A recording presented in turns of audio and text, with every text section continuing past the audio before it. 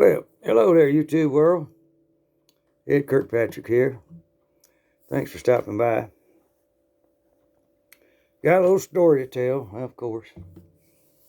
We're going to be talking about the lost gun tonight. Get start throwing a little bit of shade on me. Shiny, shiny. The lost gun. There's several lost guns in history. There's a lot of found guns in history. You know, famous guns like Lee Harvey Oswald's Kirkino 6.5 that killed President Kennedy. I can go on. There's no use to go on about that kind of stuff. But there's other, lost guns that were actually did history well. As a matter of fact, I don't know if y'all know, I'm a gun nut. Somewhat of a collector, historian. Doggone good pistol shot. But anyway, does anybody out there know what the holy grail of lost guns are? Does anybody think about it? I mean, we could go way back, but modern history. The holy grail of all guns is Hitler's Walther PPK that he used to commit suicide in May of 1945. Now, where did that gun go? We know somebody got him out of the room, took him upstairs and set him on fire. We know the Russians come in there. Where did that gun go? Who got that gun? Where did that gun go? And there's pictures of it. There's pictures of Himmler's gun. They've got Himmler's gun and a few others. Goering's. They all had special gold-plated PPKs with swastikas and gold inlay. Fine guns. But anyhow, y'all think about that a minute. That's the holy grail of guns. You know, the one Hitler, I mean, they say he took cyanide, but he went ahead and shot himself too. But, yeah, where is that holy grail of guns? I got a little buddy of mine, a little Jewish friend of mine. He sure would like to have it. Anyhow, let's talk about lost guns. Oh, years ago, my old buddy Harold Willis, he was still living. We do a lot of shooting down at the hunting camp. We have this little range down there, you know. Still got a little range down there. But anyway, and I was a good shot. He was a good shot. He called me up one day and said, "Man, I have got the slickest 22 pistol you ever seen in your life. I'm going to get you now. I got you. I done been to the range at the gun shop. It's sighted in. I bet you $100 I can get you this time." I said, "Oh, okay. I'll go for it. What you got, Harold?" So I'll show you. So he comes on down there, you know. Got a big fancy case, opens it up, and it's a Ruger Mark IV pistol. It's semi-automatic. Stainless steel bull barrel. Match grade barrel on it. Been crowned. Had a slick trigger on it. And had one of them new high dollar red dot sights on it. I'm like, oh boy. Alright. So I get out my old Colt Woodsman. And we did same little thing we always done. Had this little board that we put bottle caps on it. Since I was in pest control business, every time I went by a bar, I'd say, "Y'all don't mind me getting your bottle caps, do you?" "Heck no, I'll have all you want." So we'd shoot them bottle caps, 20, 30, 40 yards with our 22 pistol. And anyhow, make a long story short, I said, "Well, go first there, cowboy. You got the dang new gun, you know." We always set 10 of them on the board, because that's what the magazine will hold, 10 rounds. Yeah, okay, shoot 10 times. And boy, he got all 10. I'm like, "Oh man, that's a doggone good gun." So I got my coat with me, you know. Back in them days, I could see. Can't no more.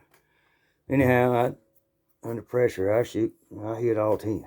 But I just barely hit one. It like rolled around, and then it fell. Like, whew, man, I must have just nicked that one. Anyhow, or the air got it going by, but it counts as a hit if it falls. And if you hit the board, you're disqualified, so you can't hit the board. So we set them on up there at 30 yards. He shoots again. Now he hits 8 this time. All right. Well, I shoot this time, and I hit 8. Doggone, man. Dang good. He got pretty dang good. Now I'm open sights, and each time I go a little further out, I got to do a little. Key of half of that was being able to hold your hand steady, which is hard to do nowadays. Anyhow, so we go out to 40 yards, and Harry shoots 5 shots. He hits the board. Oh man, hey man, hit the board. So he's out. All I got to do is hit 1. That's all I got to do. Because he's disqualified. But if I hit the board, well, start over. Well, I shoot. Ting. Hit 1. Anyway, I sit there and hit all 10. He's like, man, what do you take for that gun? I said, I ain't selling this gun, but you owe me $100. All right. I said, I got to go, Harold. I mean, you know, you called me down here about all this. I said, you need to practice for that gun. Well, I got sighted in too short. I said, well, that's what the trouble with them aim port sights is. You know, there's focal factor. I think that's the right word. Them scopes. So, you know, they're not automatically where they can adjust to different ranges. Now, they may make some now that do that. I don't know. But anyhow. So I left out there, you know. Next morning, I get a phone call. It's Harold. I mean, it's like daylight. He's calling me. Hey, man. I got a problem. What, let me get the guitar on my lap. So what kind of problem you got, Harold? He said, I lost my gun. I said, oh, no. You lost your gun? Yeah. I left out of there last night, and I got home and going to take the gun in to clean it, and I can't find it. I tore my truck all apart. I can't find it. I said, well, you probably left it down there on the table or something. No. I remember going to the truck with it, because I remember cleaning up my mess for a change. Oh, okay. Well, dang, why didn't you call last night? We was around down there last night. I don't know. I said, well, look, all right, let me make some phone calls, and I'll head out that way. Head out that way. I said, yeah, we need to go find that gun, Harold. We need to go find that gun. Oh, okay. I was just going to call the police. I said, we may have to, but we need to go find the gun if we do any stupid thing like that and tie them up. This is our problem. Okay.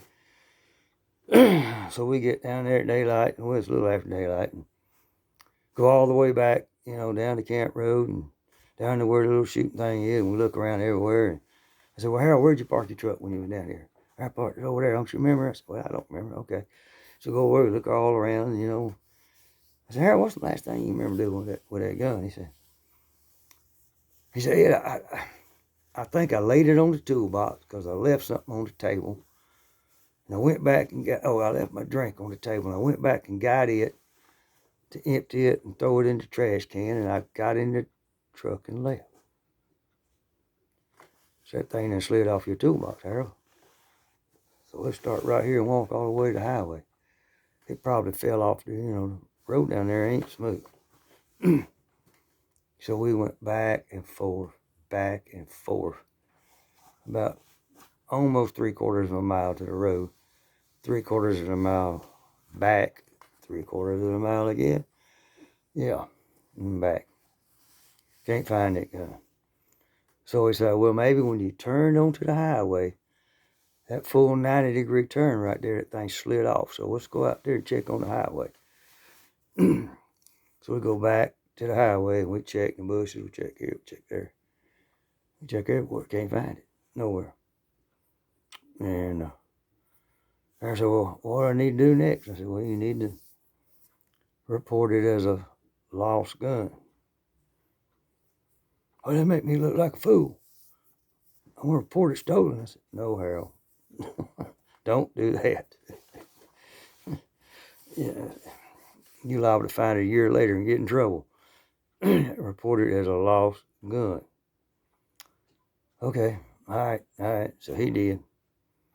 And every afternoon after work, or anytime I was out there for, I don't know, about the next month, I looked further up the road where it may have came out. I just looked different places. And of course, grass got mowed and road crew come up there and put new line. There ain't no telling where that gun's at, but yeah, it's a lost gun. Sure would. Anyhow, thanks for stopping by. Enjoyed it. God bless you. Ed Kirkpatrick. Adios.